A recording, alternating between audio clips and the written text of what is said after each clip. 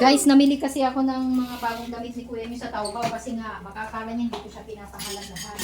Hindi naman talaga.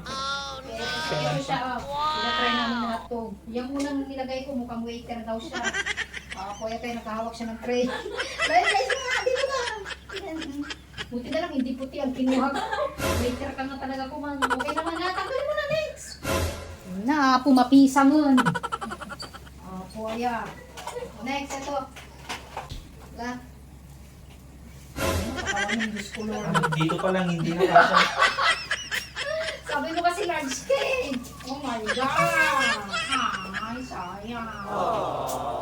Natanggalin mo na. Dalawa pa naman yan, oh. Uh-oh. Ganun nga. Ako naman ay susot na perdin. Malaki kasi muscle ko.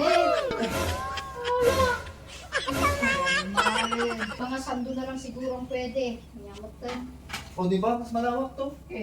Oo. Oh, bakit ganun? Kaya lang hindi. Konti. Sakto. Huwag mo nang ganyanin at masira na. Ganda pa naman sana. Ayan, tanggalin mo na. Next, ito.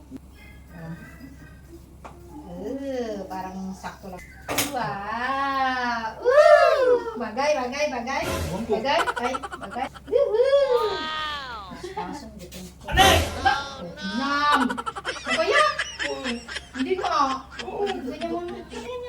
Model number 10. Parang. Pwede ka na. Next, meron pa. Ano naman yan? Nag-expand naman yan kaya. Ito pa. Black. Okay. Next, white. White na Mas bagay mo talaga yung white. Mas bagay niya yung white, guys, no? Mas malinis tignan. Next, gray. Woohoo! Okay din. Isang model naman dyan. Anong prefer nyo? Black, white, gray. Pak. Done. Next, last, pambahay niya ulit, guys. White tsaka black lang. Gusto ko panglabas. Hindi maganda yung tela niyan. Kahit. Hindi yan cotton. Bili na lang ako ng cotton. Putong ba ang panglabas? Oo.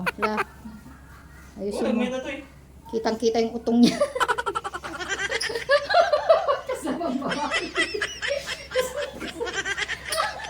Lalay. Hindi, maraming ano yan. Oil. Yaman ito nangingialam pa siya sa niluluto ko. Yan, mainit lang yung tela niyan. Mas gusto ko to. Ayan. Bakit mas bagay mo yun kaysa dun sa white? Ang pangit ng white, parang pambakla. Hindi.